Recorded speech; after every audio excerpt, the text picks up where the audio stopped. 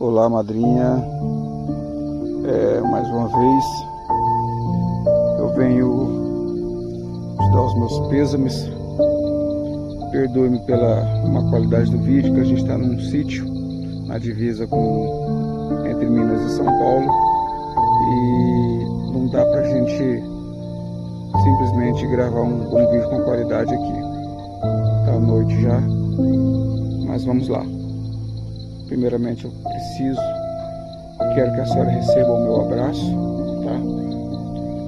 Nós somos primos de primeiro grau e depois de sermos primos de primeiro grau, você me madrinhou, né, minha madrinha, desde a minha infância, e eu tenho um respeito não só por essas qualificações, mas também porque quando a senhora foi morar lá em casa e a gente pôde te conhecer melhor, eu vi quão maravilhosa era a sua pessoa, uma pessoa de brilho, uma pessoa de pulsação forte, de grandes ideais, uma pessoa que sempre traçou, madrinha, os objetivos, e eu nunca vi nenhum objetivo que não tenha alcançado, mesmo que fosse a longo prazo. Mas estava meditando aqui agora na palavra do Senhor. Pode ver que a Bíblia está na minha mão. Aqui, como tu pode ver, que eu estou perto do lago, a casa está lá em cima.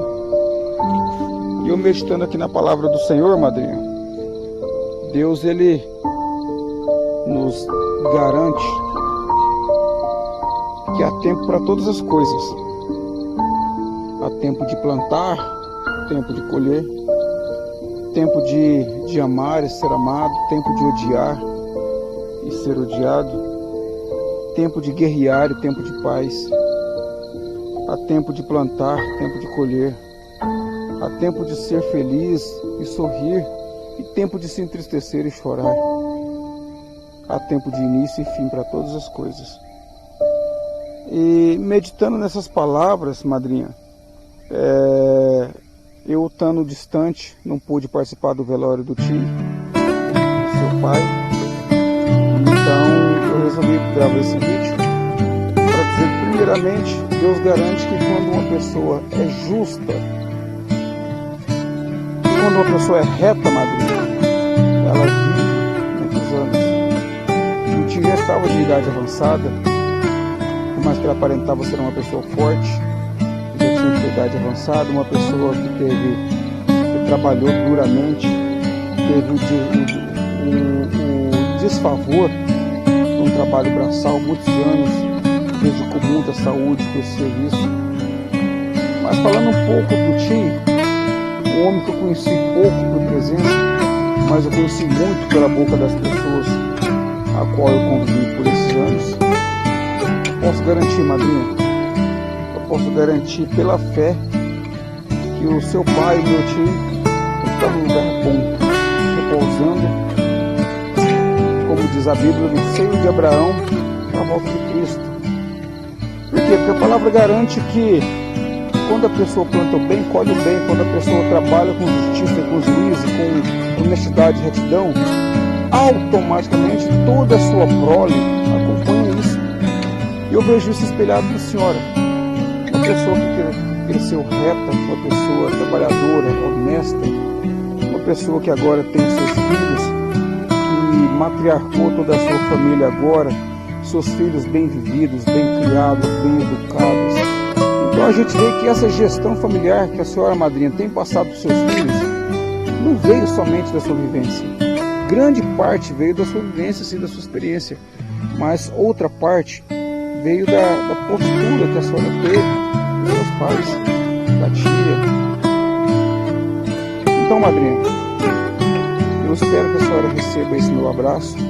Me perdoa por não estar perto. Eu vi que outras pessoas vieram de longe também para participar do velório do nosso tio.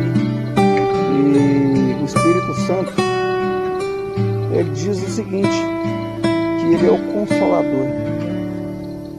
E que essa dor que a senhora está sentindo, eu ainda não senti e não sei te dizer como que é.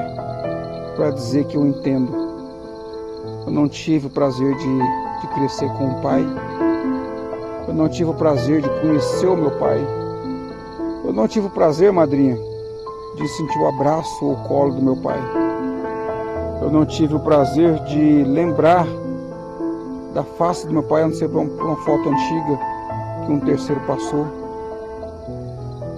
Eu não tive o prazer de ser educado, limitado, nem sequer ganhar uns tapas ou um castigo do meu pai para falar assim: olha, isso não é o caminho certo, isso não é bom, não vai por aqui. Então eu invejo as pessoas que tiveram isso e glorifico a Deus pela minha mãe ter me dado tudo o que Ele poderia ter me dado. Mas, madrinha, o que eu venho te dizer é o seguinte: a palavra de Deus, ela garante que as pessoas retas têm um olhar certo por Deus. E o Ti, a gente conhece ele pelo seguinte: quando as pessoas falam do Ti, ele diz o seguinte: ele ainda constrói aquelas casinhas. Veja só o ponto de vista.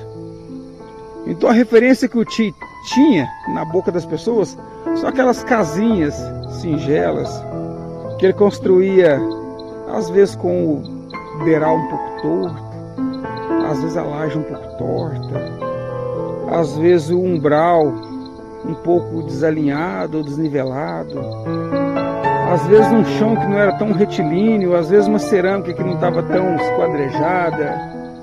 Aí eles falavam: o Tito, como é que tá fulano de tal? Ele ainda constrói aquelas mesmas casinhas? E eu falei assim: olha, sim. Inclusive aquele mora foi o que ele construiu com a mão dele.